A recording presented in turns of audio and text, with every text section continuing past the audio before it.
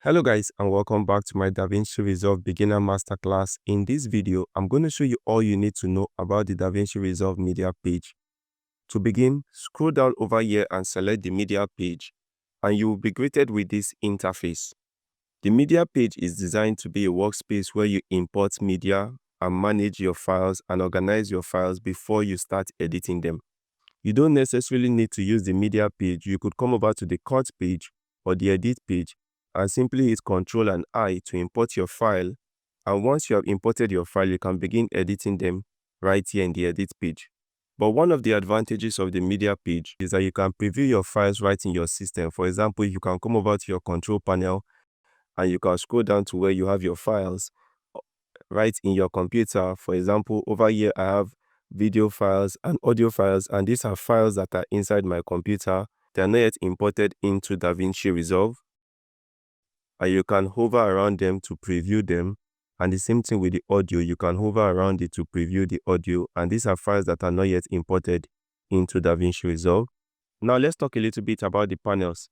On this top left section over here, we have our storage media panel, and like I said, over here we can find our hard drive, and we can find our control panel over here, and inside our hard drive we can find all of our media files that are stored within our PC over here. And you can use this slider over here to increase or reduce the size of the thumbnail. You can also change it from a thumbnail view to a list view over here. And like I said, these are all files that are still within your control panel. They have not yet been imported into DaVinci Resolve. To import these files into DaVinci Resolve, you can select the file you want to import and drag it down to this bottom section over here, and automatically we now have this file imported into DaVinci Resolve. And this section over here is called the media pool. Now the difference is that the files in the media pool are now imported into DaVinci Resolve. And just like you can see this file that I've imported over here, if you come over to the cut page, you'll find the same file over here. And if you come over to the edit page and we go over to the media pool, we can find the same file over here. But if I go back to the media page and I hover over these files over here, let me turn it to the thumbnail view, you cannot find these files in DaVinci Resolve in the other panels. And the reason is that these other files have not yet been imported into DaVinci Resolve. And as such, they cannot be edited, and you can't find them in the edit and the cut page. And also in the media pool, if you come over to this slider over here, you can increase the size of the slider to be bolder, or you can also make it to be more smaller, depending on your preference. You can also turn it from a thumbnail view to a list view over here. I'm going to take it back to the thumbnail view. You can also use the search arrow over here to search for a file by name or by any other presets you prefer. And if you come over to this top right section over here, we have 4 buttons. The first is the audio button. Now you will notice that some are grayed out and some are white. When it's white, it means that that panel is selected and the panel is visible. When it's grayed out, it means that that panel is not activated and is not visible. If I select the media panel over here, the media panel pops up. The reason why nothing is being shown here is because nothing is being selected. But the moment I select a clip, we now see the details of that clip, and that is what you find under the metadata here and not the media panel. The metadata, it gives us information about that specific clip. And if I select the inspector over here, we now activate the inspector panel. Over here, we can increase or reduce the volume of a clip under audio tab. We can increase the patch, the pitch, and basically under this panel, we adjust the volume of a clip.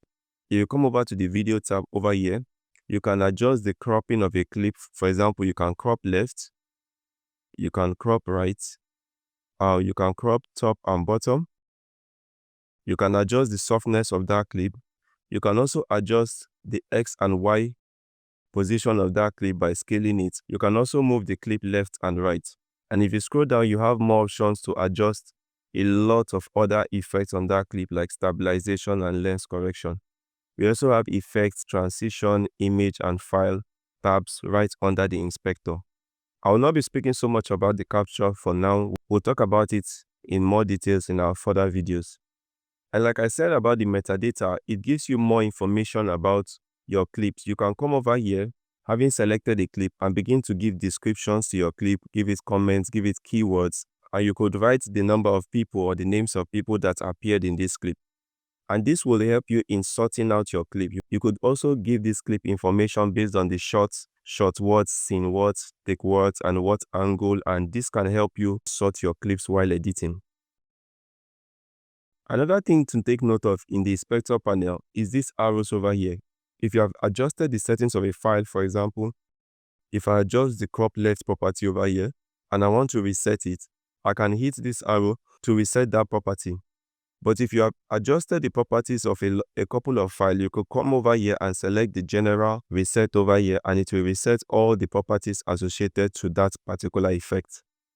If you come over to this top right section over here and select this arrow, you're going to expand this panel over here. And if you drop it down, you're going to compress this panel over here. In lesson 2, I showed you how to import and organize media and how to create new bins. To create a new bin, you just select any portion of this grayed out section and select new bin, and you could call a bin images and select any portion over here, right click and hit new bin, and you could call a bin videos. And once you have several bins over here, you could, for example, drag a video into your video folder, and you could, for example, select an image and drag it into your image bin. And if you come over to your master over here and select this arrow, you will see the bins that has been created. If you select the image folder, you'll find this image in it. And if you select the video folder, you'll find the video that has been added into it inside that video folder. And to go back, you can come over here and select the master to come back to the media pool over here. If you want to sync a video and an audio in the cut page, all you need to do is to select the audio, hold Ctrl, select the image or the video, hold Ctrl, right click, and scroll up and select Auto Sync Audio, and select Auto Sync using waveform, and hit sync. And automatically this video has been linked to this audio. Now if I turn it over to the list view over here, you will notice that this video and this audio are connected by the black lines that you can see over here. I'm going to turn it back to the thumbnail view over here. And that's it, guys, on all you need to know about the media page in DaVinci Resolve. Thank you and see you in my next video tomorrow.